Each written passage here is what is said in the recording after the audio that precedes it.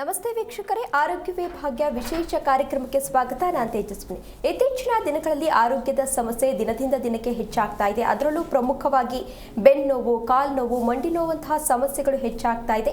ಇವತ್ತು ಸಂಧಿವಾತದ ಬಗ್ಗೆ ಮಾತನಾಡ್ತಾ ಹೋಗೋಣ. ಇದ್ರ ಬಗ್ಗೆ ಮಾತನಾಡಲಿಕ್ಕೆ ಜೊತೆಗೆ ಹೆಚ್ಚಿನ ಮಾಹಿತಿಯನ್ನು ನೀಡಲಿಕ್ಕೆ ನಮ್ಮ ಜೊತೆ ಇದ್ದಾರೆ ಹೋಮಿಯೋ ಕೇರ್ ಇಂಟರ್ನ್ಯಾಷನಲ್ ವೈದ್ಯರಾಗಿರುವಂತಹ ಡಾಕ್ಟರ್ ಆನಂದ್ ಅವರು. ಅವ್ರನ್ನ ಕಾರ್ಯಕ್ರಮಕ್ಕೆ ಬರ್ಮಾಡ್ಕೊಳ್ಳೋಣ. ನಮಸ್ತೆ ಡಾಕ್ಟರ್, ಕಾರ್ಯಕ್ರಮಕ್ಕೆ ಸ್ವಾಗತ. ನಮಸ್ಕಾರ ಡಾಕ್ಟರ್, ಇತ್ತೀಚಿನ ದಿನಗಳಲ್ಲಿ ಆರೋಗ್ಯದ ಸಮಸ್ಯೆ ಜಾಸ್ತಿ ಆಗ್ತಾ ಇದೆ. ಅದರಲ್ಲೂ ಪ್ರಮುಖವಾಗಿ ಮಂಡಿ ನೋವು, ಕಾಲು ನೋವು, ಜೊತೆಗೆ ಸಂಧಿವಾತದಂತಹ ಸಮಸ್ಯೆಗಳು ಹೆಚ್ಚಾಗ್ತಾ ಇದೆ. ಮೊದಲನೇದಾಗಿ ಸಂಧಿವಾತ ಅಥವಾ ಆರ್ಥರೈಟಿಸ್ ಅಂದರೆ ಏನು? ಅದೇ ಆರ್ಥರೈಟಿಸ್ ಅಂದರೆ nothing but inflammation of A joint ಅಂತ ಹೇಳ್ತೀವಿ. ಸೊ ಈ ಜಾಯಿಂಟ್ ಅನ್ನೋದು one of the most important structure ಅಂತ ಹೇಳ್ತೀವಿ. ಈ ಜಾಯಿಂಟಿನ ಸಹಾಯ ಇಲ್ಲದೆ ಯಾವುದೇ ಥರ ಕೆಲಸ ಮಾಡೋದಕ್ಕಾಗೋದಿಲ್ಲ. ಸೊ ಹಾಗಾಗಿ ಇಂಥ ಒಂದು ಜಾಯಿಂಟಿನ ಒಂದು ಸ್ಟ್ರಕ್ಚರ್ಸಲ್ಲಿ ಯಾವುದೇ ಥರ ಒಂದು ಇನ್ಫ್ಲಮೇಟ್ರಿ ಚೇಂಜಸ್ ಆದಂಥ ಒಂದು ಕಂಡೀಷನ್ನೇ ನಾವು ಆರ್ಥರೈಟಿಸ್ ಅಂತ ಜನರಲ್ ಆಗಿ ಹೇಳ್ತೀವಿ. ಈ ಜಾಯಿಂಟ್ ಅನ್ನೋದು it is A place where one bone articulate with the another ಅಂತ ಹೇಳ್ತೀವಿ. ಎರಡು ಬೋನ್ ಕೂಡ್ಕೊಳ್ಳುವಂಥ ಒಂದು ಪ್ಲೇಸ್ನ ಜಾಯಿಂಟ್ ಅಂತ ಕರಿತೀವಿ. ಇಂಥ ಜಾಗದಲ್ಲಿ ಕವರಿಂಗ್ ಲೇಯರ್ ಥರ ಒಂದು ಲೇಯರ್ ಇರುತ್ತೆ, ಅದನ್ನ ಕಾರ್ಟಿಲೇಜ್ ಅಂತ ಹೇಳ್ತಕ್ಕಂಥದ್ದು ಇರುತ್ತೆ. ಜೊತೆಗೆ ಒಂದು ಜಾಯಿಂಟ್ನ ಎನ್ಕ್ಲೋಸ್ ಮಾಡುವಂಥ ಒಂದು ಕ್ಯಾಪ್ಸುಲ್ ಇರುತ್ತೆ, ಅದನ್ನ ಜಾಯಿಂಟ್ ಕ್ಯಾಪ್ಸುಲ್ ಅಂತ ಹೇಳ್ತೀವಿ. ಅದರ ಮೇಲ್ಭಾಗದಲ್ಲಿರುವಂಥ ಒಂದು ಸ್ಟ್ರಕ್ಚರ್ಸ್ ಏನಿರುತ್ತೆ, ಟೆಂಡಾನ್, ಲಿಗಮೆಂಟ್ಸ್, ಸರೌಂಡಿಂಗ್ ಮಸಲ್ಸ್, ಇದೆಲ್ಲದು ಟುಗೆದರ್ ಕಾನ್ಸ್ಟಿಟ್ಯೂಟೆಡ್ ಜಾಯಿಂಟ್ ಅಂತ ಹೇಳ್ತೀವಿ. ಇಂಥ ಒಂದು ಸ್ಟ್ರಕ್ಚರ್ಸಲ್ಲಿ ಯಾವುದೇ ಥರದ ಒಂದು ಇನ್ಫ್ಲಮೇಟ್ರಿ ಚೇಂಜಸ್ ಅಂದರೆ ಅಲ್ಲಿ ಸ್ಟಿಫ್ನೆಸ್ ಉಂಟಾಗುವಂಥದ್ದು, ನೋವು ಬರುವಂಥದ್ದು, ಅಥವಾ ಸ್ವೆಲ್ಲಿಂಗ್ ಆಗುವಂಥದ್ದು, ಅಥವಾ ಆ ಮೇಲ್ಭಾಗದ ಒಂದು ಟೆಂಪ್ರೇಚರ್ ಹೆಚ್ಚಾಗುವಂಥದ್ದು, ಅಥವಾ ಸ್ಕಿನ್ ರೆಡ್ ಆಗುವಂಥದ್ದು, ಯಾವುದೇ ಥರದ ಒಂದು ಲಕ್ಷಣ ಕಾಣಿಸ್ಕೊಂಡ್ರು ಅದನ್ನು ಇನ್ಫ್ಲಮೇಟ್ರಿ ಸೈನ್ಸ್ ಅಂತ ಹೇಳ್ತೀವಿ. ಈ ಥರದ ಒಂದು ಕಂಡೀಷನ್ ಏನಾದರೂ ಜಾಯಿಂಟಲ್ಲಿ ಆಯಿತು ಅಂದಾಗ ಅದನ್ನ ಆರ್ಥರೈಟಿಸ್ ಅಂತ ಹೇಳ್ತೀವಿ. ಒಂದೇ ಒಂದು ಜಾಯಿಂಟಲ್ಲಿ ಆಯಿತು ಅಂದರೆ ಈ ಥರ ಒಂದು ಇನ್ಫ್ಲಮೇಷನ್, ಅದನ್ನ ಮಾನೋ ಆರ್ಥರೈಟಿಸ್ ಅಂತ ಹೇಳ್ತೀವಿ. ಒಂದು ಕೀಲ್ಗಿಂತ ಹೆಚ್ಚು ಕೀಲಲ್ಲಿ ಉಂಟಾದಾಗ, ಮಲ್ಟಿಪಲ್ ಜಾಯಿಂಟ್ಸಲ್ಲಿ ಇನ್ಫ್ಲಮೇಷನ್ ಉಂಟಾದಾಗ ಅದನ್ನ ಪಾಲಿ ಆರ್ಥರೈಟಿಸ್ ಅಂತ ಜನರಲ್ ಆಗಿ ಹೇಳ್ತಕ್ಕಂಥದ್ದು ಇರುತ್ತೆ ಅಂತ ಹೇಳಿ. ಓಕೆ, ಆರ್ಥರೈಟಿಸ್ ಅಂದರೆ ಸಂಧಿವಾತದ ಗುಣಲಕ್ಷಣಗಳ ಬಗ್ಗೆ ತಿಳಿಸ್ಕೊಡ್ಬೋದಾ ಡಾಕ್ಟರ್? ಅದೇ ಲಕ್ಷಣಗಳನ್ನ ನಾವು ನೋಡಿದಾಗ ಹೇಳಿದಾಗೆ ಜಾಯಿಂಟ್ಗಳಲ್ಲಿ ಅಂದರೆ ಯಾವ ಒಂದು ಜಾಯಿಂಟ್ ಅಫೆಕ್ಟ್ ಆಗಿದೆ, ಈ ಒಂದು ಆರ್ಥರೈಟಿಸ್ ಅನ್ನೋದು ಒಂದು ಸ್ಮಾಲರ್ ಜಾಯಿಂಟ್ ಅಂದರೆ ಕೈ ಬೆರಳಿಂದ ಹಿಡಿದು ಲಾರ್ಜೆಸ್ಟ್ ಜಾಯಿಂಟ್ ಅಂತ ಏನು ಹೇಳ್ತೀವಿ, ಮಂಡಿ ಅಥವಾ ಹಿಪ್ ಜಾಯಿಂಟ್, ಈ ಥರದ್ದು ಎಲ್ಲ ಕಡೆಯಲ್ಲೂ ಕಾಣಿಸ್ಕೊಳ್ಳುವಂಥದ್ದು ಇರುತ್ತೆ. ಸೊ ಹಾಗಾಗಿ ಯಾವ ಜಾಯಿಂಟ್ಲಿ ಈ ಒಂದು ಇನ್ಫ್ಲಮೇಷನ್ ಉಂಟಾಗಿದೆ ಅದಕ್ಕೆ ಅನುಗುಣವಾಗಿ ಕೂಡ ಲಕ್ಷಣಗಳನ್ನ ನಾವು ನೋಡ್ತಕ್ಕಂಥದ್ದು ಇರುತ್ತೆ. ಸೊ ಹೇಳಿದಾಗ ಈಗ ಮಂಡಿ ನೋವು ಅನ್ನೋದು ಅತಿ ಸಾಮಾನ್ಯವಾಗಿ ನೋಡ್ತಕ್ಕಂಥ ಒಂದು ಸಮಸ್ಯೆ. ಸೊ ಮಂಡಿಯಲ್ಲಿ ಏನಾಗುತ್ತೆ, ಮೆಟ್ಲತ್ತುವಾಗ ನೋವು ಕಾಣಿಸ್ಕೊಳ್ಳುವಂಥದ್ದು, ಅಥವಾ ಲಾಂಗ್ ವಾಕ್ ಮಾಡುವಾಗ ಪೇಯ್ನ್ ಅನಿಸೋವಂಥದ್ದು, ಅಥವಾ ಅರ್ಲಿ ಮಾರ್ನಿಂಗ್ ಟೈಮಲ್ಲಿ ಪೇಯ್ನ್ ಹೆಚ್ಚು ಅನಿಸೋವಂಥದ್ದು, ತುಂಬ ಹೊತ್ತು ಕೂತು ಎದ್ದೊಳುವಾಗ ಪೇಯ್ನ್ ಜಾಸ್ತಿ ಆಗುವಂಥದ್ದು. ಸೊ ಈ ಥರದ್ದೆಲ್ಲ ಲಕ್ಷಣ. ಅಥವಾ ಕೆಲವೊಬ್ಬರಲ್ಲಿ ಏನಾಗುತ್ತೆ, ಆ ಮಂಡಿ ಮೇಲ್ಭಾಗದಲ್ಲಿರೋ ಕಾರ್ಟಿಲೇಜ್ ಸವಿತಾ ಹೋದಾಗೆ ಸೊ ಎರಡು ಬೋನ್ಗಳ ಮಧ್ಯೆ ರಬ್ ಆಗಿ ಏನಾಗುತ್ತೆ, ಅಲ್ಲಿ ಬೋನಿ ಎರೋಷನ್ ಅಂತ ಹೇಳ್ತೀವಿ, ಚಿಕ್ಕ ಚಿಕ್ಕ ಬೋನ್ ಫಾರ್ಮೇಷನ್ ಆಗುವಂಥದ್ದೆಲ್ಲ ಇರುತ್ತೆ. ಸೊ ಕೆಲವೊಬ್ರು ನಡೆಯುವಾಗ ಸೌಂಡ್ ಬರ್ತಿದೆ ಅಂತ, ಕ್ರ್ಯಾಕ್ಲಿಂಗ್ ಸೌಂಡ್ ಅಂತ ಹೇಳ್ತೀವಿ. ಸೊ ಅದನ್ನ ಕ್ರೆಪಿಟಸ್ ಅಂತ ಹೇಳ್ತೀವಿ. ಸೊ ಈ ಥರದ್ದೆಲ್ಲ ಲಕ್ಷಣಗಳು ಕೂಡ ಕೆಲವೊಬ್ಬರಲ್ಲಿ ನೋಡ್ತಕ್ಕಂಥದ್ದು ಇರುತ್ತೆ. ಸೊ ಹಾಗಾಗಿ ಯಾವ ಜಾಯಿಂಟಲ್ಲಿ ಆ ಒಂದು ಸಮಸ್ಯೆ ಉಂಟಾಗಿದೆ ಅದಕ್ಕೆ ಅನುಗುಣವಾಗಿ ಕೂಡ ಲಕ್ಷಣಗಳನ್ನ ನಾವು ನೋಡ್ತಕ್ಕಂಥದ್ದು ಇರುತ್ತೆ. ಸೊ ಕೈ ಬೆರಳಲ್ಲಿ ನೋವು ಬರ್ಬೋದು, ಸ್ಟಿಫ್ನೆಸ್ ಆಗುವಂಥದ್ದು, ಸ್ವೆಲ್ಲಿಂಗ್ ಬರುವಂಥದ್ದು ಇರುತ್ತೆ, ಅಥವಾ ಈ ಥರ ಮಲ್ಟಿಪಲ್ ಜಾಯಿಂಟ್ಸಲ್ಲಿ ಪೇಯ್ನ್ ಬರುವಂಥದ್ದು, ಜಾಯಿಂಟ್ಸ್ ಪೇಯ್ನ ಜೊತೆಗೆ ಪದೇ ಪದೇ ಜ್ವರ ಬರುವಂಥದ್ದು, ಈ ಥರ ಹಲವಾರು ಥರದ ಡಿಸೀಸ್ ಕಂಡೀಷನ್ಸ್ ಅಂದರೆ ಡಿಫ್ರೆಂಟ್ ಟೈಪ್ಸ್ ಆಫ್ ಆರ್ಥರೈಟಿಸ್ ನೋಡ್ತಕ್ಕಂಥದ್ದು ಇರುತ್ತೆ. ಸೊ ಒಂದೊಂದು ಆರ್ಥರೈಟಿಸಲ್ಲೂ ಒಂದೊಂದು ಜಾಯಿಂಟ್ ಇನ್ವಾಲ್ವ್ಮೆಂಟ್ ಅಥವಾ ಜಾಯಿಂಟ್ ಅಫೆಕ್ಷನ್ ನೋಡೋದ್ರಿಂದ ಆ ಪರ್ಟಿಕ್ಯುಲರ್ ಜಾಯಿಂಟ್ಗೆ ಸಂಬಂಧಪಟ್ಟಂಥ ಸಮಸ್ಯೆಗಳನ್ನ ನಾವು ಕ್ಲಿನಿಕಲ್ಲಿ ನೋಡ್ತಕ್ಕಂಥದ್ದು ಇರುತ್ತೆ. ಡಿಫ್ರೆಂಟ್ ಟೈಪ್ಸ್ ಅಲ್ಲಿ ನೋಡ್ತಾ ಹೋಗ್ತೀವಿ ಅಂತ ಹೇಳಿದ್ರಿ. ಟೈಪ್ಸ್ ಬಗ್ಗೆ ಹೇಳ್ಬೋದಾ, ಯಾವ್ಯಾವ ಟೈಪ್ಸ್ ಇದೆ ಅಂತ? ಹೇಳಿದಾಗೆ ಭಾಳಷ್ಟು ಟೈಪ್ಸ್ ಇದೆ, ನ್ಯೂಮರಸ್ ಟೈಪ್ಸ್ ಅಂತ ಹೇಳ್ತೀವಿ. But among all those types ಒಂದು 4-5 ಟೈಪ್ಸ್ ಆಫ್ ಆರ್ಥರೈಟಿಸ್ ಅನ್ನೋದು ಅತಿ ಸಾಮಾನ್ಯವಾಗಿ ಅತಿ ಹೆಚ್ಚಿನ ಜನರಲ್ಲಿ ನೋಡ್ತಕ್ಕಂಥದ್ದು. ಪ್ರಮುಖವಾಗಿ ಹೇಳೋದಾದರೆ ಆಸ್ಟಿಯೋ ಆರ್ಥರೈಟಿಸ್ ಅನ್ನೋದು one of the most commonest type of arthritis ಅಂತ ಹೇಳ್ತೀವಿ. ನಂತರದಲ್ಲಿ ಕಾಣಿಸ್ಕೊಳ್ಳುವಂಥದ್ದು ರುಮೆಟೆಡ್ ಆರ್ಥರೈಟಿಸ್, ಗೌಟಿ ಆರ್ಥರೈಟಿಸ್, ಜೊತೆಗೆ ಇನ್ಫೆಕ್ಟಿವ್ ಆರ್ಥರೈಟಿಸ್ ಅಥವಾ ಸೆಪ್ಟಿಕ್ ಆರ್ಥರೈಟಿಸ್ ಅಂತ ಹೇಳ್ತೀವಿ, ಸೋರಿಯಾಟಿಕ್ ಆರ್ಥರೈಟಿಸ್. ಈ ಥರದ ಒಂದು ವಿಧ ಏನಿದೆಯಲ್ಲ ಅದು ಅತಿ ಹೆಚ್ಚಿನ ಜನರಲ್ಲಿ ನೋಡ್ತಕ್ಕಂಥದ್ದು. ವೈರಲ್ ಆರ್ಥರೈಟಿಸ್ ಅದು ಕೂಡ ಸರ್ಟನ್ ಎಕ್ಸ್ಟೆಂಟ್ ನೋಡ್ತಕ್ಕಂಥದ್ದು ಇರುತ್ತೆ. ಬಟ್ ಈ 5-6 ಟೈಪ್ಸ್ ಆಫ್ ಆರ್ಥರೈಟಿಸಲ್ಲೂ ಅತಿ ಸಾಮಾನ್ಯವಾಗಿ ನೋಡುವಂಥದ್ದು osteoarthritis, rheumatoid arthritis and gouty arthritis. ಈ ಮೂರು ವಿಧ ಏನಿದೆಯಲ್ಲ ಅತಿ ಹೆಚ್ಚಿನ ಜನರಲ್ಲಿ ಇತ್ತೀಚೆಗೆ ನೋಡ್ತಾ ಇದ್ದೀವಿ.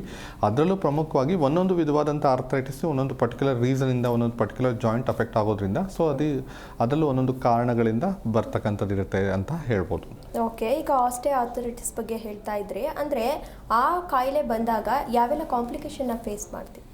ಆಸ್ಟಿಯೋಆರ್ಥರೈಟಿಸ್ ಅನ್ನೋದು ಏನಾಗುತ್ತೆ, ಇದೊಂದು ಡಿಜನರೇಟಿವ್ ಜಾಯಿಂಟ್ ಡಿಸೀಸ್ ಅಥವಾ ಡಿಜನರೇಟಿವ್ ಆರ್ಥರೈಟಿಸ್ ಅಂತ ಕೂಡ ಹೇಳ್ತೀವಿ. ವಯೋಸಹಜವಾಗಿ ಸವೆತದಿಂದ ಉಂಟಾಗುವಂಥ ಒಂದು ಡಿಸೀಸ್ ಕಂಡೀಷನ್. ಸೊ ಮುಖ್ಯವಾಗಿ ಇದು ವೆಯ್ಟ್ ಬೇರಿಂಗ್ ಜಾಯಿಂಟ್ಸ್, ದೇಹ ತೂಕ ತಡಿತಕ್ಕಂಥ ಕೀಲ್ಗಳಲ್ಲೇ ಹೆಚ್ಚಾಗಿ ನೋಡ್ತಕ್ಕಂಥದ್ದು ಇರುತ್ತೆ. ಸೊ ಮುಖ್ಯವಾಗಿ ಮಂಡಿ ಇರ್ಬೋದು, ಹಿಪ್ ಜಾಯಿಂಟ್ ಇರ್ಬೋದು, ಶೋಲ್ಡರ್ ಇರ್ಬೋದು, ಇಂಥ ಒಂದು ಕಂಡೀಷನ್ಸಲ್ಲೇ ಹೆಚ್ಚಾಗಿ ನೋಡ್ತಕ್ಕಂಥದ್ದು ಇರುತ್ತೆ. ಸೊ ಇದು ವಯೋಸಹಜವಾಗಿ ಅಂದರೆ ಎಲ್ಲರಲ್ಲೂ ಏಜ್ ಆಗ್ತಾ ನ್ಯಾಚುರಲ್ ಆಗಿ ಸವಿಯೋದ್ರಿಂದ ಬರುವಂಥದ್ದು, ವಯೋಸಹಜವಾಗಿ ನೋಡುವಂಥದ್ದು. ಸೊ ಅದನ್ನೇ ನಾವು ವೇರ್ ಆ್ಯಂಡ್ ಟೇರ್ ಚೇಂಜಸ್ ಅಂತ ಹೇಳ್ತೀವಿ. ಸೊ ಏಜ್ ಆಗ್ತಾ ಏನಾಗುತ್ತೆ, ಕಾರ್ಟಿಲೇಜಲ್ಲಿರುವಂಥ ವಾಟರ್ ಕಂಟೆಂಟ್ ಕಡಿಮೆ ಆಗಿ ಕ್ರ್ಯಾಕ್ಸ್ ಡೆವಲಪ್ ಆಗಿ ಸವಿತಾ ಹೋಗುವಂಥದ್ದು. ಸೊ ಡಿಜನರೇಷನ್ ಅಂತ ಹೇಳ್ತೀವಿ.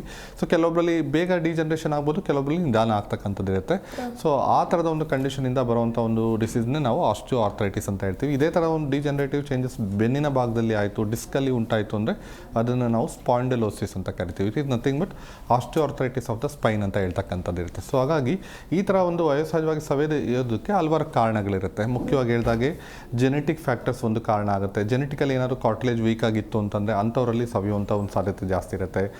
ಜೊತೆಗೆ ಓವರ್ ವೆಯ್ಟ್ ಅಂತ ಹೇಳ್ತೀವಿ, ಬಾಡಿ ವೆಯ್ಟ್ ಹೆಚ್ಚಿದ್ದಂಥವರಲ್ಲಿ ಈಗೇನು ಏನಾಗುತ್ತೆ, ಜಾಯಿಂಟ್ಗಳ ಮೇಲೆ ಒತ್ತಡ ಜಾಸ್ತಿ ಆಗೋದ್ರಿಂದ ಅಂಥವರಲ್ಲಿ ಸವಿಯುವಂಥ ಒಂದು ಸಾಧ್ಯತೆ ಜಾಸ್ತಿ ಆಗುವಂಥದ್ದು. ಅಥವಾ ಏಜಿಂಗ್ ಅಂತ ಹೇಳ್ತೀವಿ, ನಾರ್ಮಲ್ ಆಗಿ 40 ಇಯರ್ಸ್ ನಿಯರ್ ಆಗುವಾಗ ಫೀಮೇಲ್ಸಲ್ಲಿ ಈ ಒಂದು ಡಿಜನರೇಟಿವ್ ಚೇಂಜಸ್ ನೋಡ್ತಕ್ಕಂಥದ್ದು ಇರುತ್ತೆ. ಮೇಲ್ಸಲ್ಲಿ ಸ್ವಲ್ಪ ಲೇಟಾಗಿ ಅಂದರೆ ಅರೌಂಡ್ 50 ಇಯರ್ಸ್ ನಂತರ ಈ ಒಂದು ಡಿಜನರೇಷನ್ ನೋಡ್ತಕ್ಕಂಥದ್ದು ಇರುತ್ತೆ. ಸೊ ಏಜಿಂಗ್ ಅನ್ನೋದು ಕೂಡ ಒಂದು ರಿಸ್ಕ್ ಫ್ಯಾಕ್ಟರ್ ಅಂತ ಹೇಳ್ತಕ್ಕಂಥದ್ದು. ಇದೆಲ್ಲರ ಜೊತೆಗೆ ಇಂಜುರೀಸ್, ಪ್ರೀವಿಯಸ್ ಇಂಜುರೀಸ್ ಏನಾರು ಆಯಿತು ಅಂತಂದರೆ ಅದರಿಂದ ಟ್ರಿಗರ್ ಆಗಿ ಆಗುವಂಥ ಒಂದು ಸಾಧ್ಯತೆ ಇರ್ಬೋದು. ಅಥವಾ ಆಕ್ಯುಪೇಷನಲ್ ಫ್ಯಾಕ್ಟರ್ಸ್ ಅಂತ ಹೇಳ್ತೀವಿ, ಅಂದರೆ ಯಾವೊಂದು ಆಕ್ಯುಪೇಷನಲ್ಲಿ ಭಾರವಾದಂಥ ವಸ್ತುನ ಲಿಫ್ಟ್ ಮಾಡುವಂಥದ್ದು, ಪುಲ್ ಮಾಡುವಂಥದ್ದು ಅಥವಾ ಕಂಟಿನ್ಯೂಸ್ ಆಗಿ ವರ್ಕ್ ಮಾಡುವಂಥದ್ದು, ಈ ಥರದ ಸ್ಟ್ರೆನಸ್ ಆ್ಯಕ್ಟಿವಿಟೀಸ್ ಯಾರು ಮಾಡ್ತಾರೆ ಅಂಥವರಲ್ಲಿ ಕೂಡ ಈ ಒಂದು ಸಾಧ್ಯತೆಗಳು ಜಾಸ್ತಿ ಇರುತ್ತೆ. ಅಂದರೆ ಯಾವಾಗ ವೆಯ್ಟ್ ಲಿಫ್ಟ್ ಮಾಡ್ತಾರೆ, ತುಂಬ ಹೊತ್ತು ನಿಂತ್ಕೊಂಡು ಕೆಲಸ ಮಾಡ್ತಾರೆ, ಸೊ ಈಗ ಇನ್ನು ಜಾಯಿಂಟ್ಗಳ ಮೇಲೆ ಒತ್ತಡ ಜಾಸ್ತಿ ಆಗಿ ಅದರಿಂದ ಈ ಒಂದು ಸಮಸ್ಯೆ ನೋಡತಕ್ಕಂಥದ್ದು. ಅಥವಾ ಇನ್ನು ಕೆಲವೊಬ್ಬರಲ್ಲಿ ಹೇಳಿದಾಗೆ ಒಂದು ನ್ಯೂಟ್ರಿಷನಲ್ ಡಿಫಿಷಿಯನ್ಸಿಸ್, ಸಿವಿಯರ್ ಆಗಿ ಏನಾದ್ರು ವಿಟಮಿನ್ ಡಿ ಅಥವಾ ಕ್ಯಾಲ್ಶಿಯಂ ಕೊರತೆ ಏನಾದ್ರು ಇತ್ತು ಅಂತಂದರೆ ಅದರಿಂದನೂ ಕೂಡ ಏನಾಗುತ್ತೆ, ಬೋನ್ ವೀಕ್ ಆಗಿ ಸವಿಯುವಂಥ ಒಂದು ಸಾಧ್ಯತೆ ಇರುತ್ತೆ. ಸೊ ಇದೆಲ್ಲದೂ ಕೂಡ ಮಲ್ಟಿಪಲ್ ಕಾಸಸ್ ಅಂತ ಹೇಳ್ತೀವಿ. ಕೆಲವೊಬ್ಬರಲ್ಲಿ 2-3 ಕಾರಣದಿಂದನೂ ಶುರುವಾಗುತ್ತೆ, ಕೆಲವೊಬ್ಬರಲ್ಲಿ ಒಂದು ನಿರ್ದಿಷ್ಟವಾದಂಥ ಕಾರಣದಿಂದನೂ ಕೂಡ ಬರುವಂಥದ್ದು ಇರುತ್ತೆ. ಬಟ್ ಹೇಳಿದಾಗೆ ಕೆಲವೊಬ್ಬರಲ್ಲಿ ಫಸ್ಟ್ ಒಂದು ಕಡೆ ಮಂಡಿಲಿ ಶುರುವಾಗಿ ನಂತರ 2 ಮಂಡಿಲಿ ಶುರುವಾಗುವಂಥದ್ದು, ಅಥವಾ 2 ಮಂಡಿಲು ಒಂದೇ ಸತಿ ಶುರುವಾಗಿ ನಿಧಾನಕ್ಕೆ ಪ್ರೋಗ್ರೆಸ್ ಆಗುವಂಥದ್ದು. ಸೊ ಈ ಥರದ್ದೆಲ್ಲ ಒಂದು ಸಾಧ್ಯತೆಗಳನ್ನ ಈ ಆಸ್ಟಿಯೋಆರ್ಥರೈಟಿಸಲ್ಲಿ ನೋಡ್ತಕ್ಕಂಥದ್ದು ಇರುತ್ತೆ. ಆಗಲೂ ಅವ್ರು ಎಚ್ಚೆತ್ಕೊಳ್ಳಿಲ್ಲ, ಸರಿಯಾದಂಥ ಟ್ರೀಟ್ಮೆಂಟ್ ತೊಗೊಳ್ಳಿಲ್ಲ, ನೋವು ಬರ್ತಾ ಇದೆ, ಪೇನ್ ಕಿಲ್ಲರ್ ತೊಗೊಳ್ಳೋದು ಅಥವಾ ಸೂಪರ್ಫಿಷಿಯಲ್ ಆಗಿ ಆಯಿಂಟ್ಮೆಂಟ್ ಅಥವಾ ಸ್ಪ್ರೇ ಯೂಸ್ ಮಾಡಿದಾಗ ಸೊ ಇಂಟರ್ನಲಿ ಆ ಒಂದು ಡಿಜನರೇಟಿವ್ ಚೇಂಜಸ್ ಪ್ರೋಗ್ರೆಸ್ ಆಗ್ತಾ ಹೋಗಿ ಏನಾಗುತ್ತೆ, ಇದರಲ್ಲೂ ಸ್ಟೇಜಸ್ ಇರುತ್ತೆ. ಸೊ ಕೊನೆ ಹಂತಕ್ಕೆ ತಲುಪ್ತು ಅಂದರೆ ಅದನ್ನು ನಾವು ಸಿವಿಯರ್ ಡಿಜನರೇಟಿವ್ ಚೇಂಜಸ್ ಅಂತ ಹೇಳ್ತೀವಿ. ಅಂಥ ಒಂದು ಹಂತದಲ್ಲಿ ಜಾಯಿಂಟ್ ರಿಪ್ಲೇಸ್ಮೆಂಟ್ ಮಾಡುವಂಥ ಅವಶ್ಯಕತೆ ಬರ್ಬೋದು, ಅಥವಾ ನೋವಿನ ತೀವ್ರತೆ ಜಾಸ್ತಿ ಆಗುವಂಥದ್ದು, ಈ ಥರದ್ದೆಲ್ಲ ಒಂದು ಪಾಸಿಬಿಲಿಟೀಸ್ ಈ ಆಸ್ಟಿಯೋಆರ್ಥರೈಟಿಸಲ್ಲಿ ನೋಡ್ತಕ್ಕಂಥದ್ದು. ಓಕೆ, ಈಗ ಗೌಟ್ ಆರ್ಥರೈಟಿಸ್ ಬಗ್ಗೆ ಮಾತನಾಡ್ತಾ ಹೋಗೋದಾದರೆ ಅದು ಯಾರಲ್ಲಿ ಜಾಸ್ತಿ ಕಂಡು ಬರುತ್ತೆ? ಗೌಟಿ ಆರ್ಥರೈಟಿಸ್ ಅನ್ನೋದು ಅಗೇನ್ ಮೆಟಬಾಲಿಕ್ ಜಾಯಿಂಟ್ ಡಿಸೀಸ್ ಅಂತ ಹೇಳ್ತೀವಿ. ಮೆಟಬಾಲಿಸಮಲ್ಲಿ ವ್ಯತ್ಯಾಸ ಆದಾಗ ಉಂಟಾಗುವಂಥ ಒಂದು ಡಿಸೀಸ್ ಕಂಡೀಷನ್. ಸೊ ಇದು ಏನಾಗುತ್ತೆ, ಪ್ಯೂರಿನ್ ಅನ್ನೋ ಒಂದು ಆಹಾರ ಹೆಚ್ಚು ಸೇವನೆ ಮಾಡೋದ್ರಿಂದ, it is type of protein ಅಂತ ಹೇಳ್ತೀವಿ. ಸೊ ಅದು ಹೆಚ್ಚು ಸೇವನೆ ಮಾಡೋದ್ರಿಂದ ಬರುವಂಥ ಒಂದು ಕಂಡೀಷನ್, ಅದೇ ನಾವು ಹೈಪರ್ ಯೂರಿಸೀಮಿಯಾ ಅಂತ ಹೇಳ್ತೀವಿ. ಅಂದರೆ ಯೂರಿಕ್ ಆಸಿಡ್ ಲೆವೆಲ್ಸ್ ರಕ್ತದಲ್ಲಿ ಹೆಚ್ಚಾದಾಗ ಉಂಟಾಗ್ತಕ್ಕಂಥ ಒಂದು ಕಂಡೀಷನ್ನೇ ನಾವು ಗೌಟಿ ಆರ್ಥರೈಟಿಸ್ ಅಂತ ಹೇಳ್ತೀವಿ. ಅಂದರೆ ಯೂರಿಕ್ ಆಸಿಡ್ ಲೆವೆಲ್ಸ್ ನಾರ್ಮಲ್ ಆಗಿ 2 to 6 ಮಿಲಿಗ್ರಾಮ್ ಪರ್ ಡೆಸಿಲೀಟರ್ ಫೀಮೇಲ್ಸಲ್ಲಿ ಇರಬೇಕಾಗುತ್ತೆ, 2 to 7 ಮಿಲಿಗ್ರಾಮ್ ಪರ್ ಡೆಸಿಲೀಟರ್ ಮೇಲ್ಸಲ್ಲಿ ಇರಬೇಕಾಗುತ್ತೆ. ಅದಕ್ಕಿಂತ ಹೆಚ್ಚಿದ್ದಂಥ ಸಂದರ್ಭದಲ್ಲಿ ಅದನ್ನ ಹೈಪರ್ ಯೂರಿಸೀಮಿಯಾ ಅಂತ ಹೇಳ್ತೀವಿ. ಸೊ ಅದರಿಂದ ಉಂಟಾಗ್ತಕ್ಕಂಥ ಒಂದು ಕಂಡೀಷನ್ನೇ ಗೌಟಿ ಆರ್ಥರೈಟಿಸ್ ಅಂತ ಹೇಳ್ತೀವಿ. ಇದು ಕೂಡ ಅಷ್ಟೇ, ಯೂಶುವಲ್ ಆಗಿ ಇದು ಮೇಲ್ಸಲ್ಲಿ ಹೆಚ್ಚಾಗಿ ನೋಡ್ತೀವಿ, ಅರೌಂಡ್ 40-50 ಇಯರ್ಸ್ ಏಜ್ ಗ್ರೂಪಲ್ಲಿ. ಜೊತೆಗೆ ಯಾರಲ್ಲಿ ಹೆಚ್ಚು ಒಂದು ನಾನ್ ವೆಜ್ ಕನ್ಸಂಪ್ಷನ್ ಮಾಡ್ತಾರೆ, ರೆಡ್ ಮೀಟ್ ಕನ್ಸಂಪ್ಷನ್ ಮಾಡ್ತಾರೆ, ಎಕ್ಸೆಸಿವ್ ಹ್ಯಾಬಿಟ್ಸ್ ಇರುತ್ತೆ, ಸ್ಮೋಕಿಂಗ್, ಆಲ್ಕೋಹಾಲ್ ಅಥವಾ ಟೊಬ್ಯಾಕೊ ಚೀವಿಂಗ್ ಈ ಥರದ್ದು, ಅಥವಾ ಕಾರ್ಬೋನೇಟೆಡ್ ಡ್ರಿಂಕ್ಸ್ ತಗೊಳ್ಳುವಂಥದ್ದು, ಅಥವಾ ಇದೆಲ್ಲರ ಜೊತೆಗೆ ಜೆನೆಟಿಕ್ ಫ್ಯಾಕ್ಟರ್ ಕೂಡ ಸರ್ಟನ್ ಕಾಂಟ್ರಿಬ್ಯೂಟ್ ಮಾಡ್ತಕ್ಕಂಥದ್ದು ಇರುತ್ತೆ. ಸೊ ಹಾಗಾಗಿ ಈ ಥರದ್ದೆಲ್ಲ ಒಂದು ಪಾಸಿಬಲ್ ಕಾಸಸ್ಸಿಂದ ಈ ಒಂದು ಗೌಟಿ ಆರ್ಥರೈಟಿಸ್ನ ನೋಡ್ತಕ್ಕಂಥದ್ದು ಇರುತ್ತೆ. ಮುಖ್ಯವಾಗಿ ಕಾಲಿನ ಹೆಬ್ಬೆರಳು, ಬಿಗ್ ಟೋ ಅಂತ ಏನು ಹೇಳ್ತೀವಿ, ಅಂಥ ಕಡೆಯಲ್ಲಿ ಪೇಯ್ನ್ ಬರುವಂಥದ್ದು, ಸ್ವೆಲ್ಲಿಂಗ್ ಆಗುವಂಥದ್ದು, ಅಥವಾ ಅರೌಂಡ್ ಆ್ಯಂಕಲ್ ಜಾಯಿಂಟಲ್ಲಿ ಅವ್ರಿಗೆ ಪೇಯ್ನ್ ಬರುವಂಥದ್ದು ಕೂಡ ಕಾಮನ್ ಆಗಿ ನೋಡ್ತಕ್ಕಂಥದ್ದು ಇರುತ್ತೆ. ಯಾವಾಗ ಒಂದು ಆನ್ ಆ್ಯಂಡ್ ಆಫ್ ಬರ್ತಾ ಹೋಗುತ್ತೆ, ಅದಿನ್ನೂ ಯೂರಿಕ್ ಆಸಿಡ್ ಲೆವೆಲ್ ಜಾಸ್ತಿಯಾಗಿ ಕೊನೆಗೆ ಕ್ರಿಸ್ಟಲ್ಸ್ ಆಗಿ ಫಾರ್ಮ್ ಆಗಿ ಜಾಯಿಂಟಲ್ಲಿ ಡೆಪಾಸಿಟ್ ಆಗಿ ಡಿಫಾರ್ಮಿಟೀಸ್ ಆಗುವಂಥ ಒಂದು ಚಾನ್ಸ್ ಕೂಡ ಇರುತ್ತೆ. ಅದೇ ಕಾಂಪ್ಲಿಕೇಶನ್ ಅಂತ ಹೋಗುವಂಥದ್ದು. ಅದನ್ನು ನಾವು ಕ್ರೋನಿಕ್ ಟ್ರೋಫೇಷಿಯಸ್ ಗೌಟ್ ಅಂತ ಕೂಡ ಹೇಳ್ತೀವಿ. ಜೊತೆಗೆ ಇಂಥ ಒಂದು ಕಂಡೀಷನಲ್ಲಿ all of a sudden severe ಆಗಿ ಪೇಯ್ನ್ ಬರುವಂಥ ಒಂದು ಚಾನ್ಸ್ ಕೂಡ ಇರುತ್ತೆ. ಯೂರಿಕ್ ಆಸಿಡ್ ಲೆವೆಲ್ಸ್ ಯಾವಾಗ ಹೆಚ್ಚಾಗ್ತಾ ಹೋಗುತ್ತೆ, ಸಡನ್ನಾಗಿ ಅವ್ರಿಗೆ ಪೇಯ್ನ್ ಹೆಚ್ಚಾಗುವಂಥ ಒಂದು ಚಾನ್ಸ್ ಇರುತ್ತೆ. ಅದನ್ನು ನಾವು ಅಕ್ಯೂಟ್ ಗೌಟ್ ಅಂತ ಕೂಡ ಹೇಳ್ತಕ್ಕಂಥದ್ದು ಇರುತ್ತೆ. ಸೊ ಹಾಗಾಗಿ ಒಂದು ಡಯಟರಿ ರಿಸ್ಟ್ರಿಕ್ಷನ್ಸ್ ಅನ್ನೋದು ಇಂಪಾರ್ಟೆಂಟ್ ಆಗುತ್ತೆ. ಜೊತೆಗೆ ಹೇಳಿದಾಗೆ ಒಂದು ಪ್ರಾಪರ್ ಮೆಡಿಕೇಷನ್ಸ್ ಅನ್ನೋದು ಕೂಡ ಇಂಪಾರ್ಟೆಂಟ್ ಆಗುತ್ತೆ. ಯಾವಾಗ ಮೆಟಬಾಲಿಸಮಲ್ಲಿ ಡಿಸ್ಟರ್ಬ್ ಆಗುತ್ತೆ ಆವಾಗಲೇ ಈ ಥರ ಒಂದು ಸಮಸ್ಯೆ ಉಂಟಾಗುವಂಥದ್ದು. ಸೊ ಒಂದು ಪ್ಯೂರಿನ್ ಹೆಚ್ಚಿರುವಂಥ ಆಹಾರ ಸೇವನೆ ಮಾಡುವಂಥದ್ದು, ಜೊತೆಗೆ ಪ್ಯೂರಿನ್ ಎಕ್ಸ್ಕ್ರೀಷನಲ್ಲಿ ಏನಾದರೂ ವ್ಯತ್ಯಾಸ ಆದರೆ, ಲಿವರಲ್ಲಿ ಎಲ್ಲ ಥರದ ಮೆಟಬಾಲಿಕ್ ಆ್ಯಕ್ಟಿವಿಟೀಸ್ ನಡೀತಕ್ಕಂಥದ್ದು. ಸೊ ಅಂಥ ಒಂದು ಎಕ್ಸ್ಕ್ರೀಟರಿ ಫಂಕ್ಷನಲ್ಲಿ ಏನಾದರೂ ವ್ಯತ್ಯಾಸ ಆಯಿತು ಅಂತಂದಾಗ ಅದು ಕೂಡ ಒಂದು ಕಾರಣ ಆಗ್ತಕ್ಕಂಥದ್ದು ಇರುತ್ತೆ ಗೌಟಿ ಆರ್ಥರೈಟಿಸ್ಗೆ ಅಂತ ಹೇಳ್ಬೋದು. ಓಕೆ ಡಾಕ್ಟರ್, ಇದು ಮಂಡಿ ನೋವಿಗೆ ಸಂಬಂಧಪಟ್ಟ ಆಗಿರುವಂತಹ ಕಾಯಿಲೆ ಆಗಿರೋದ್ರಿಂದ ಕೇಳ್ತಾ ಇದ್ದೀನಿ. ಅಂದರೆ ಹೌಸ್ ವೈಫ್ಗಳೆಲ್ಲ ಜಾಸ್ತಿ ನಿಂತ್ಕೊಂಡೇ ಅಡುಗೆ ಮನೆಯಲ್ಲಿ ಕೆಲಸ ಮಾಡ್ತಿರ್ತಾರೆ, ಅವರಲ್ಲೂ ಇದು ಹೆಚ್ಚಾಗಿ ಕಂಡು ಬರುತ್ತಾ? ಡೆಫಿನೆಟ್ಲಿ ಈಗ ಫೀಮೇಲ್ಸಲ್ಲಿ ಇನ್ ಜನರಲ್ ಆಗಿ ಹೆಚ್ಚಾಗಿ ನೋಡ್ತಕ್ಕಂಥದ್ದು ಇರುತ್ತೆ. ಸೊ ಫೀಮೇಲ್ಸಲ್ಲಿ ಬರೋದಕ್ಕೆ ಭಾಳಷ್ಟು ಫ್ಯಾಕ್ಟರ್ಸ್ ಇರುತ್ತೆ. ಈಗ ಆಸ್ಟಿಯೋಆರ್ಥರೈಟಿಸ್ ವಯೋಸಹಜವಾಗಿ ಬರುವಂಥದ್ದು, ಜೊತೆಗೆ ಅರ್ಲಿ ಡಿಜನರೇಷನ್ ಅಂತ ಹೇಳಿ ತುಂಬ ಜನ ಫೀಮೇಲ್ಸಲ್ಲಿ ಅರ್ಲಿ 20s ಮಿಡ್ 30sಲ್ಲಿ ಕಾಣಿಸ್ಕೊಳ್ಳುವಂಥದ್ದು ಇರುತ್ತೆ. ಎಲ್ಲೋ ಒಂದು ಕಡೆ ಓವರ್ ವೆಯ್ಟ್ ಅನ್ನೋದು ಒಂದು ಕಾರಣ ಆಗುತ್ತೆ, ಅಥವಾ ಆಕ್ಯುಪೇಷನಲ್ ಫ್ಯಾಕ್ಟರ್ಸ್ ಇರ್ಬೋದು, ಅಥವಾ ಇದೆಲ್ಲರ ಜೊತೆಗೆ ಜೆನೆಟಿಕ್ ಫ್ಯಾಕ್ಟರ್ ಒಂದು ಕಾರಣ ಆಗುತ್ತೆ. So genetically strong family history ಇತ್ತು ಅಂತಂದರೆ ಅಂಥವರಲ್ಲಿ ಬರುವಂಥ ಒಂದು ಸಾಧ್ಯತೆ ಇರ್ಬೋದು. ಅಥವಾ ತುಂಬ ಜನ ಫೀಮೇಲ್ಸಲ್ಲಿ ಹಾರ್ಮೋನಲ್ ಇಂಬ್ಯಾಲೆನ್ಸ್ ಕೂಡ ಒಂದು ಕಾರಣ ಆಗ್ತಕ್ಕಂಥದ್ದು ಇರುತ್ತೆ. ಸೊ ಫೀಮೇಲ್ಸಲ್ಲಿ 2 ಮೇಜರ್ ಹಾರ್ಮೋನ್ಸ್ ಇರುತ್ತೆ, ಈಸ್ಟ್ರೋಜನ್ ಅಂಡ್ ಪ್ರೊಜೆಸ್ಟ್ರಾನ್ ಅಂತ. ಸೊ ಈ 2 hormones it has an indirect effect on calcium metabolism ಅಂತ ಹೇಳ್ತೀವಿ. ಸೊ ಹಾಗಾಗಿ ಹಾರ್ಮೋನಲ್ ಇಂಬ್ಯಾಲೆನ್ಸಿಂದನೂ ಕೂಡ ಬೋನ್ ಬೇಗ ವೀಕ್ ಆಗುವಂಥ ಚಾನ್ಸ್ ಇರುತ್ತೆ. ಅದನ್ನ ನಾವು ಆಸ್ಟಿಯೋಪೊರೋಸಿಸ್ ಅಂತ ಹೇಳ್ತೀವಿ. ಸೊ ಆ ಥರದ ಒಂದು ಸಾಧ್ಯತೆ ಕೂಡ ಫೀಮೇಲ್ಸಲ್ಲಿ ಅದರಿಂದ ಬರುವಂಥ ಒಂದು ಚಾನ್ಸ್ ಕೂಡ ನಾವು ಕಾಮನ್ ಆಗಿ ನೋಡ್ತಕ್ಕಂಥದ್ದು ಇರುತ್ತೆ. ಜೊತೆಗೆ ಈ ಮಂಡಿ ಅನ್ನೋದೇನಿದೆಯಲ್ಲ, ನೀ ಜಾಯಿಂಟ್ ಅನ್ನೋದು ಮೋಸ್ಟ್ ಇಂಪಾರ್ಟೆಂಟ್ ಜಾಯಿಂಟ್. ಅಂದರೆ ಒಂದು ನೀ ಜಾಯಿಂಟಿನ ಸಹಾಯ ಇಲ್ಲದೆ ಏನು ಕೆಲಸ ಮಾಡೋಕ್ಕಾಗೋದಿಲ್ಲ. ಸೊ ಹಾಗಾಗಿ ಅಂಥ ಒಂದು ಜಾಯಿಂಟ್ ಮೇಲೆ ಒತ್ತಡ ಜಾಸ್ತಿ ಆಗೋದ್ರಿಂದ ಕೂಡ ಏನಾಗುತ್ತೆ, ಸೊ ಅದು ಬೇಗನೆ ಒಂದು ಸಮಸ್ಯೆ ಶುರುವಾಗುವಂಥ ಒಂದು ಚಾನ್ಸ್ ಇರುತ್ತೆ. ಬಟ್ ಏನಂದರೆ over A period of years ತುಂಬ ವರ್ಷ ನಿಂತ್ಕೊಳ್ಳುವಂಥದ್ದು, ನಡೆಯುವಂಥದ್ದು, ಕಂಟಿನ್ಯೂಸ್ ಅಂದರೆ ವೆಯ್ಟ್ ಲಿಫ್ಟ್ ಮಾಡುವಂಥದ್ದು, ಈ ಥರ ಒಂದು ಆ್ಯಕ್ಟಿವಿಟೀಸ್ ಮಾಡುವಂಥವರಲ್ಲಿ ಒಂದು ರಿಸ್ಕ್ ಅನ್ನೋದು ಜಾಸ್ತಿ ಆಗ್ತಕ್ಕಂಥದ್ದು. ಓಕೆ ಡಾಕ್ಟರ್, ನೀವಾಗಲೇ ಟೈಪ್ಸ್ ಬಗ್ಗೆ ಹೇಳ್ತಾ ಇದ್ರಿ. ಇದೀಗ ಇನ್ಫೆಕ್ಟಿವ್ ಆರ್ಥರೈಟಿಸ್ ಬಂದಾಗ ಏನೆಲ್ಲ ಕಾಂಪ್ಲಿಕೇಶನ್ ಎದುರಾಗುತ್ತೆ? ಅದೇ ಇನ್ಫೆಕ್ಟಿವ್ ಆರ್ಥರೈಟಿಸ್ ಅಂತಂದರೆ ಈಗೇನು ಹೇಳಿದಾಗೆ ಯಾವುದೇ ಥರ ಒಂದು ಇನ್ಫೆಕ್ಷನಿಂದ ಬರುವಂಥದ್ದು, ಎಸ್ಪೆಷಲಿ ಹೇಳಿದಾಗೆ ಇನ್ನು ಸೆಪ್ಟಿಕ್ ಆರ್ಥರೈಟಿಸ್ ಅಂತ ಕೂಡ ನಾವು ಹೇಳ್ತಕ್ಕಂಥದ್ದು ಇರುತ್ತೆ. ಎಸ್ಪೆಷಲಿ ಸ್ಟೆಪ್ಟೋಕಾಕೈ ಬ್ಯಾಕ್ಟೀರಿಯಲ್ ಇನ್ಫೆಕ್ಷನಿಂದ ಆಗುವಂಥದ್ದು. ಇಂಥ ಒಂದು ಪೇಷಂಟ್ಸಲ್ಲಿ ASLO ಅಂತ ಒಂದು ಟೆಸ್ಟ್ ಕೂಡ ರೆಕಮೆಂಡ್ ಮಾಡ್ತಕ್ಕಂಥದ್ದು ಇರುತ್ತೆ, ಆ್ಯಂಟಿ ಸ್ಟೆಪ್ಟೋಲೈಸಿನ್ O ಅಂತ. ಸೊ ಅದು ಪಾಸಿಟಿವ್ ಇತ್ತು ಅಂತಂದರೆ ಇದು ಇನ್ಫೆಕ್ಷನಿಂದ ಬಂದಿದೆ, ಸೆಪ್ಟಿಕ್ ಆರ್ಥರೈಟಿಸ್ ಅಂತ ಹೇಳ್ತಕ್ಕಂಥದ್ದು ಇರುತ್ತೆ. ಸೊ ತುಂಬ ಜನರಲ್ಲಿ ಜಾಯಿಂಟ್ಸ್ ಪೇನ್ನ ಜೊತೆಗೆ ಪದೇ ಪದೇ ಜ್ವರ ಬರುವಂಥದ್ದು, ಸುಸ್ತಾಗುವಂಥದ್ದು, ಈ ಥರದ್ದೆಲ್ಲ ಲಕ್ಷಣಗಳು ಕಾಣಿಸ್ಕೊಂಡಾಗ ಮೋರ್ ಕಾಮನ್ಲಿ ಅದನ್ನ ನಾವು ಸೆಪ್ಟಿಕ್ ಆರ್ಥರೈಟಿಸ್ ಅಂತ ಹೇಳ್ತೀವಿ. ಹೇಗೇನು ಹೇಳಿದಾಗೆ ಬ್ಲಡ್ ಟೆಸ್ಟ್ ಮಾಡಿದಾಗಲೂ ಕೂಡ ಕ್ಲಿಯರ್ ಆಗಿ ಗೊತ್ತಾಗ್ತಕ್ಕಂಥದ್ದು ಇರುತ್ತೆ. But among all type of arthritis ಹೇಳಿದಾಗೆ ರುಮೆಟೆಡ್ ಆರ್ಥರೈಟಿಸ್ ಅನ್ನೋದು one of the most dangerous variety ಅಂತ ಕೂಡ ಹೇಳ್ತಕ್ಕಂಥದ್ದು ಇರುತ್ತೆ. It is A systemic auto immune joint disease ಅಂತ ಕೂಡ ಹೇಳ್ತೀವಿ. ಸೊ ಅಂದರೆ ಈ ಆಟೋ ಇಮ್ಯೂನ್ ಫ್ಯಾಕ್ಟರ್ಸಿಂದ ಬರುವಂಥದ್ದು. ಇತ್ತೀಚೆಗೆ ಆಟೋ ಇಮ್ಯೂನ್ ಡಿಸೀಸ್ ಹೆಚ್ಚಾಗ್ತಾ ಇದೆ.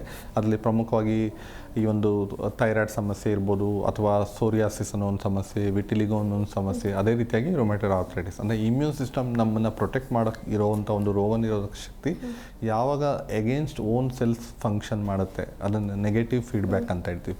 ಸೊ ಅದರಿಂದ ಅಂದರೆ ಆಟೋ ಇಮ್ಯೂನ್ ಡಿಸ್ಟ್ರಕ್ಷನಿಂದ ಉಂಟಾಗ್ತಕ್ಕಂಥ ಒಂದು ಕಂಡೀಷನ್ನೇ ನಾವು ರುಮೆಟೆಡ್ ಆರ್ಥರೈಟಿಸ್ ಅಂತ ಹೇಳ್ತೀವಿ. ಅಂದರೆ ಆಟೋ ಇಮ್ಯೂನ್ ಫ್ಯಾಕ್ಟರ್ಸಿಂದ ಬರುವಂಥದ್ದು, ಜೊತೆಗೆ ಜೆನೆಟಿಕ್ ಫ್ಯಾಕ್ಟರ್ಸಿಂದನೂ ಕೂಡ ತುಂಬ ಜನರಲ್ಲಿ ಇನ್ಫ್ಲುಯೆನ್ಸ್ ಆಗಿ ಬರುವಂಥದ್ದು ಇರುತ್ತೆ. ಹೇಗೆ ಇಲ್ಲೂ ಕೂಡ ಏನಾಗುತ್ತೆ, ಒಂದು ಫಿಂಗರ್ ಜಾಯಿಂಟ್ಸ್, ಎಸ್ಪೆಷಲಿ ಇಂಟರ್ಫೆಲೆಂಜಿಯಲ್ ಜಾಯಿಂಟ್ಸ್ ಅಂತ ಹೇಳ್ತೀವಿ, ಕೈ ಬೆರಳುಗಳಲ್ಲಿ ಕೀಲ್ಗಳಲ್ಲಿ ನೋವು ಬರುವಂಥದ್ದು, ಸ್ಟಿಫ್ನೆಸ್ ಆಗುವಂಥದ್ದು, ಅಥವಾ ಸ್ವೆಲ್ಲಿಂಗ್ ಆಗುವಂಥದ್ದು, ಅಥವಾ ತುಂಬ ಅರ್ಲಿ ಮಾರ್ನಿಂಗ್ ಟೈಮಲ್ಲಿ ಪೇನ್ ಹೆಚ್ಚಾಗುವಂಥದ್ದೆಲ್ಲ ಇರುತ್ತೆ. ಗೌಟಿ ಆರ್ಥರೈಟಿಸಲ್ಲೂ ಇದೇ ಥರ ಕಾಲಿನ ಬೆರಳು ಅಥವಾ ಕೈ ಬೆರಳಲ್ಲಿ ಪೇನ್ ಬರುವಂಥದ್ದು ಇರುತ್ತೆ. ಬಟ್ ಬ್ಲಡ್ ಟೆಸ್ಟ್ ಮಾಡಿದಾಗ ಕ್ಲಿಯರಾಗಿ ಗೊತ್ತಾಗುತ್ತೆ ಇದು ರುಮೆಟೆಡ್ ಆರ್ಥರೈಟಿಸಾ ಗೌಟಿ ಆರ್ಥರೈಟಿಸಾ. ಗೌಟಿ ಆರ್ಥರೈಟಿಸಲ್ಲಿ ಯೂರಿಕ್ ಆಸಿಡ್ ಲೆವೆಲ್ಸ್ ಹೆಚ್ಚಾಗಿರುತ್ತೆ, ರುಮೆಟೆಡ್ ಆರ್ಥರೈಟಿಸಲ್ಲಿ RA ಫ್ಯಾಕ್ಟರ್ ಪಾಸಿಟಿವ್ ಇರುತ್ತೆ. ಸೊ ಅವಾಗ ಅದನ್ನ ರುಮೆಟೆಡ್ ಆರ್ಥರೈಟಿಸ್ ಅಂತ ಹೇಳ್ತೀವಿ.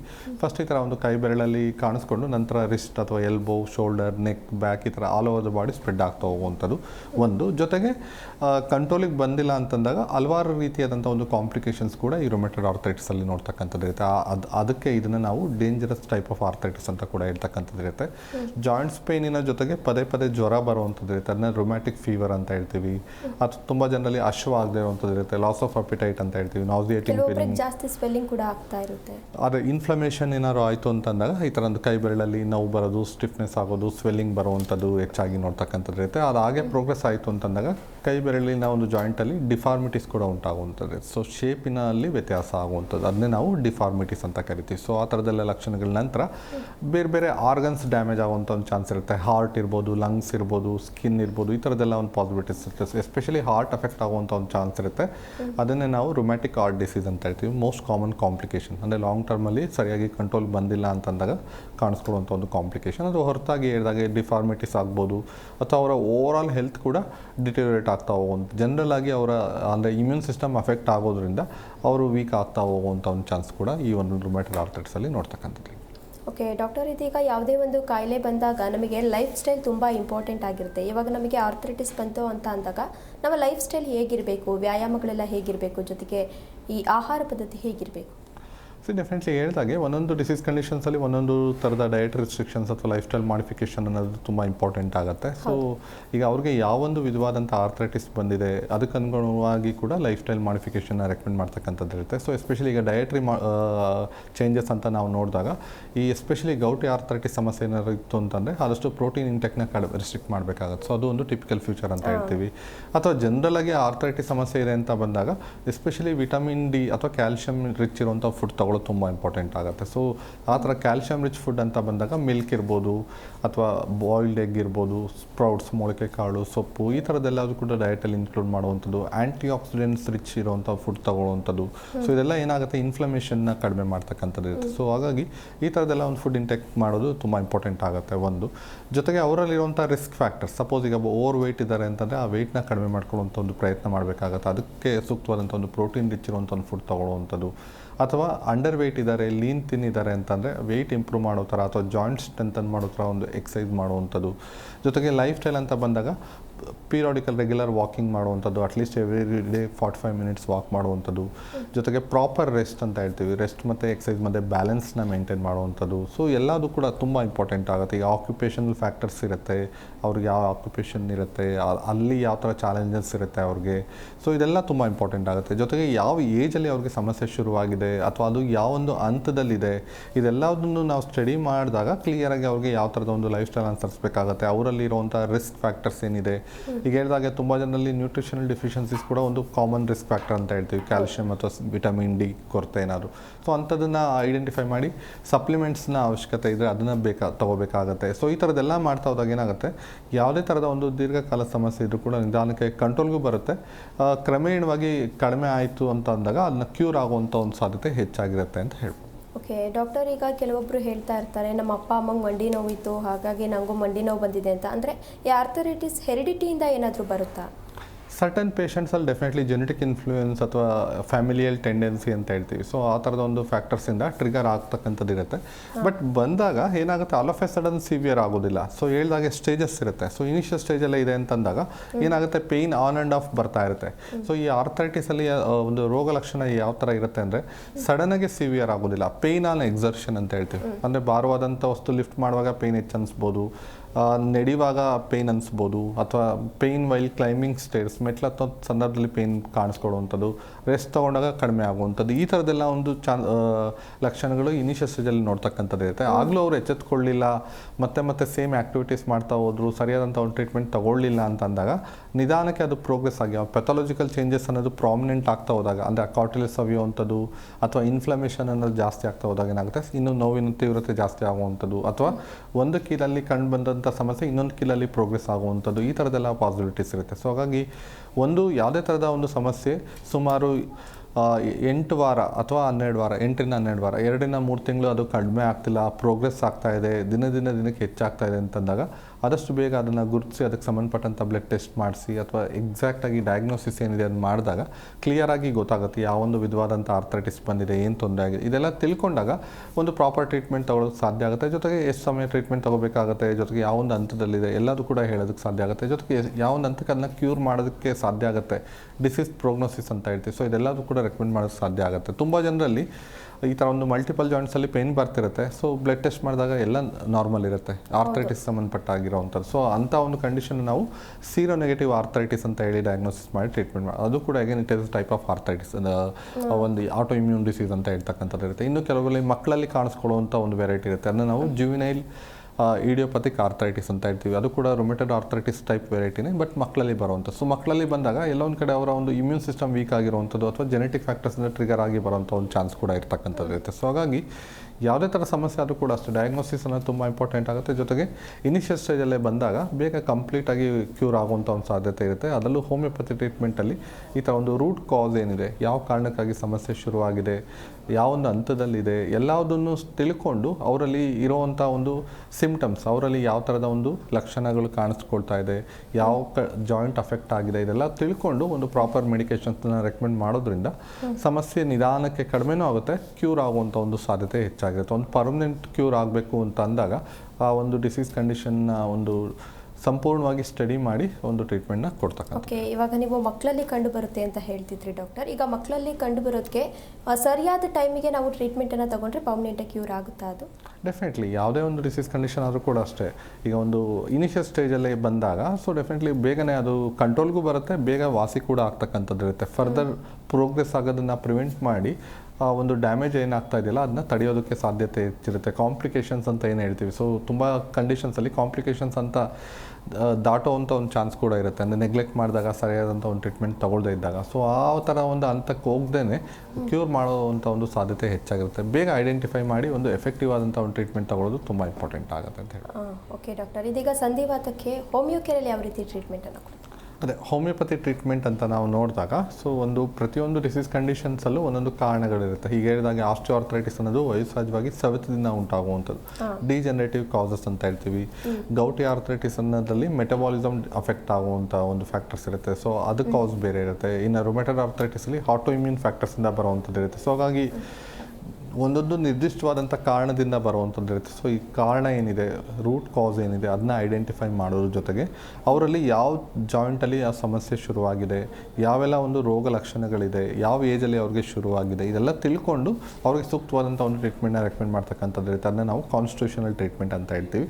ಜೊತೆಗೆ ಕೆಲವೊಬ್ಬರಲ್ಲಿ ಪದೇ ಪದೇ ಸಮಸ್ಯೆ ರಿಕರ್ ಆಗ್ತಾ ಇರುತ್ತೆ, ಮತ್ತೆ ಮತ್ತೆ ಬರ್ತಾ ಇರುತ್ತೆ. ಸೊ ಆ ಥರ ಯಾವ ಕಾರಣಕ್ಕಾಗಿ ಅವ್ರಿಗೆ ಮತ್ತೆ ಮತ್ತೆ ಶುರುವಾಗ್ತಿದೆ ಅದನ್ನು ಐಡೆಂಟಿಫೈ ಮಾಡಿ ಆ ಥರ ಒಂದು ಸಮಸ್ಯೆ ಕ್ಯೂರ್ ಆಗೋ ಥರ ಒಂದು ಆ್ಯಂಟಿಮಯಾಸ್ಮ್ಯಾಟಿಕ್ ಟ್ರೀಟ್ಮೆಂಟ್ ಅಂತ ಹೇಳಿ ರೆಕಮೆಂಡ್ ಮಾಡೋದ್ರಿಂದ ಏನಾಗುತ್ತೆ, ಸಮಸ್ಯೆ ನಿಧಾನಕ್ಕೆ ಕಂಟ್ರೋಲ್ಗೂ ಬರುತ್ತೆ, ವಾಸಿ ಕೂಡ ಆಗ್ತಕ್ಕಂಥದ್ದು. ಜಸ್ಟ್ ಪೇಯ್ನ್ ಕಡಿಮೆ ಆಗೋದಕ್ಕೆ, ಸ್ವೆಲ್ಲಿಂಗ್ ಕಡಿಮೆ ಆಗೋದಕ್ಕೆ ಅಥವಾ ಊರಲ್ಲಿ ಸಿಂಪ್ಟಮ್ ಜಸ್ಟ್ ರಿಲೀಫ್ ಆಗೋದಕ್ಕೆ ಕೊಡುವಂಥದ್ದಲ್ಲ, ಒಂದು ಕ್ಯೂರ್ ಆಗೋ ಥರ ಒಂದು ಟ್ರೀಟ್ಮೆಂಟ್ನ ಕೊಡುವಂಥದ್ದು, ಪರ್ಮನೆಂಟಾಗಿ ವಾಸಿ ಆಗೋದಕ್ಕೆ ಒಂದು ಟ್ರೀಟ್ಮೆಂಟ್ನ ಪ್ರೊವೈಡ್ ಮಾಡ್ತಕ್ಕಂಥದ್ದು ಇರುತ್ತೆ. ಪೀರಿಯಾಡಿಕಲ್ ಚೆಕಪ್ ಇರುತ್ತೆ, ಮಂತ್ಲಿ ಒನ್ಸ್ ಕನ್ಸಲ್ಟೇಷನ್ಸ್ ಇರುತ್ತೆ.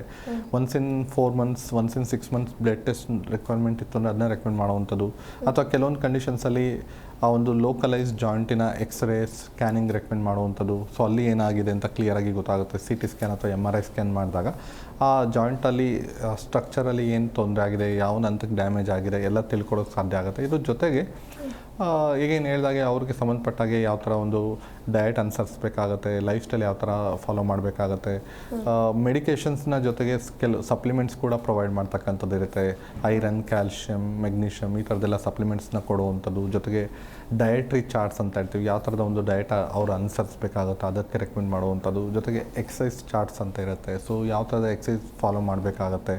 ಸೊ ಇದೆಲ್ಲದು ಕೂಡ ಜನರಲ್ ಆಗಿ ವಾಕಿಂಗ್ ಅನ್ನೋದು ಬೆಸ್ಟ್ ಎಕ್ಸಸೈಸ್ ಅಂತ ಹೇಳಿದ್ರು ಕೂಡ ಕೆಲವೊಮ್ಮೆ depending on the disease conditions, so ಅದಕ್ಕೆ ಸೂಕ್ತವಾದಂಥ ಎಕ್ಸಸೈಸ್ನ ರೆಕಮೆಂಡ್ ಮಾಡುವಂಥದ್ದು.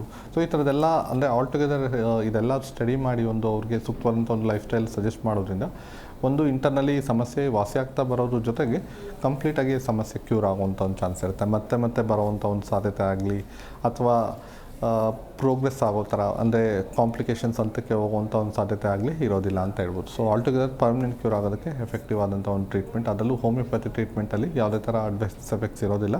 ಸೇಫೆಸ್ಟ್ ಆ್ಯಂಡ್ ಎಫೆಕ್ಟಿವ್ ಏನಲ್ಲಿ ಸಮಸ್ಯೆ ಕಂಟ್ರೋಲ್ಗೂ ಬರುತ್ತೆ, ವಾಸಿ ಕೂಡ ಆಗುವಂಥದ್ದು ಇರುತ್ತೆ ಅಂತ ಹೇಳ್ಬೋದು.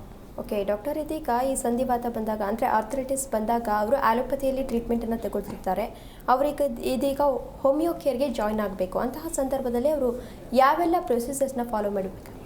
ಅದೇ ಹೇಳಿದಾಗೆ ಅವ್ರು ಯಾವುದೇ ಥರ ಒಂದು ಟ್ರೀಟ್ಮೆಂಟ್ ತಗೋತಾ ಇದ್ರು ಕೂಡ ಸೈಮಲ್ಟೇನಿಯಸ್ ಆಗಿ ಆ ಮೆಡಿಕೇಷನ್ ಜೊತೆಗೆ ಹೋಮಿಯೋಪತಿ ಮೆಡಿಸಿನ್ಸ್ನು ಕೂಡ ಪ್ಯಾರಲಲ್ಲಿ ತಗೊಳ್ಬೋದು. ಒಂದು ಜೊತೆಗೆ ಕೆಲವೊಮ್ಮೆ ಆ ಥರದ ಹೋಮಿಯೋಪತಿ ಟ್ರೀಟ್ಮೆಂಟ್ ತಗೊಂಡು ಸಮಸ್ಯೆ ಕಡಿಮೆ ಆಗ್ತಿದೆ ಅಂತಂದಾಗ ಆ ಏನು ಒಂದು ಟ್ರೀಟ್ಮೆಂಟ್ ತಗೋತಿರ್ತಾರೆ ಅದನ್ನ ನಿಲ್ಲಿಸೋದಕ್ಕೂ ಸಾಧ್ಯ ಆಗುತ್ತೆ. ಅಥವಾ ಡೈರೆಕ್ಟಾಗಿ ಹೋಮಿಯೋಪತಿ ಟ್ರೀಟ್ಮೆಂಟ್ ತಗೊಳ್ಳೋದಕ್ಕೂ ಕೂಡ ಬರುವಂಥದ್ದು ಇರುತ್ತೆ. ಸೊ ಇನ್ಸ್ಟೆಂಟಾಗಿ ಬೇಗನೆ ರಿಸಲ್ಟ್ಸ್ ಕೂಡ ಸಿಗೋವಂಥದ್ದು ಇರುತ್ತೆ. ಸೊ ತುಂಬ ಜನ ಇನಿಷಿಯಲ್ ಸ್ಟೇಜಲ್ಲೇ ಬರ್ತಾರೆ, ವಿತಿನ್ ಶಾರ್ಟ್ ಪೀರಿಯಡ್ ಆಫ್ ಟೈಮಲ್ಲಿ ಸಮಸ್ಯೆ ಕಂಟ್ರೋಲ್ಗೂ ಬರುತ್ತೆ, ವಾಸಿ ಕೂಡ ಆಗ್ತಕ್ಕಂಥದ್ದು ಇರುತ್ತೆ. ಬಟ್ ಅದೇ ಹೇಳ್ದಾಗೆ ಎಷ್ಟು ಬೇಗ ಐಡೆಂಟಿಫೈ ಮಾಡಿ ಬರ್ತಾರೆ ಅದು ಇಂಪಾರ್ಟೆಂಟ್ ಆಗುತ್ತೆ. ತುಂಬ ಜನ ಈಗ 4-5 years 5-10 yearsಯಿಂದ ಇರೋವಂಥವ್ರು ಬರ್ತಾರೆ, ಅಂಥವ್ರಲ್ಲೂ ಕೂಡ ಬೇಗ ಕಂಟ್ರೋಲಿಗೆ ಬರುತ್ತೆ. ಬಟ್ ಡಿಪೆಂಡ್ಸ್ ಅವ್ರಿಗೆ ಯಾವ ಏಜಲ್ಲಿ ಎಷ್ಟು ಶುರುವಾಗಿದೆ ಅಂತ. ಸೊ ಜೊತೆಗೆ ಯಾವುದೇ ಥರ ಒಂದು ಪೇನ್ ಕಿಲ್ಲರ್ಸ್ ಆಗಲಿ ಅಥವಾ ಆ್ಯಂಟಿ ಇನ್ಫ್ಲಮೇಟರಿ ಡ್ರಗ್ಸ್ನ ಲಾಂಗ್ ಟೈಮಲ್ಲಿ ರೆಕಮೆಂಡ್ ಮಾಡುವಂಥದ್ದು ಇರೋದಿಲ್ಲ. ಸೊ ಹಾಗಾಗಿ ತುಂಬ ಜನ ಜಸ್ಟ್ ಸಪ್ಲಿಮೆಂಟ್ಸ್ ತೊಗೋತಿರ್ತಾರೆ, ಕ್ಯಾಲ್ಶಿಯಮ್ ಅಥವಾ ವಿಟಮಿನ್ ಡಿ.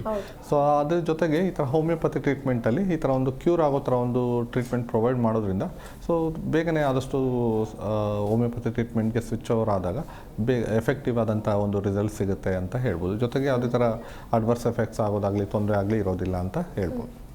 ಓಕೆ, ಧನ್ಯವಾದ ಡಾಕ್ಟರ್. ಕಾರ್ಯಕ್ರಮದಲ್ಲಿ ಭಾಗಿಯಾಗಿ ಸಂಧಿವಾತದ ಬಗ್ಗೆ ಕಂಪ್ಲೀಟ್ ಆದಂತಹ ಮಾಹಿತಿಯನ್ನು ನೀಡಿದ್ದಕ್ಕಾಗಿ. ನಮಸ್ತೆ. ವೀಕ್ಷಕರೇ, ನೀವು ಕೂಡ ಕಾರ್ಯಕ್ರಮದಲ್ಲಿ ಭಾಗಿಯಾಗಬೇಕು, ಡಾಕ್ಟರ್ ಜೊತೆ ಮಾತನಾಡಬೇಕು ಅಂತ ಅಂದರೆ ಸ್ಕ್ರೀನ್ ಮೇಲೆ ಕಾಣ್ತಾ ಇರುವಂತಹ ನಂಬರ್ಗೆ ಕರೆ ಮಾಡಿ ನೇರವಾಗಿ ಡಾಕ್ಟರ್ನ ಮಾತನಾಡಿ ನಿಮ್ಮ ಸಮಸ್ಯೆಗೆ ಪರಿಹಾರವನ್ನು ಕೂಡ ಕಂಡುಕೊಳ್ಳಬಹುದು.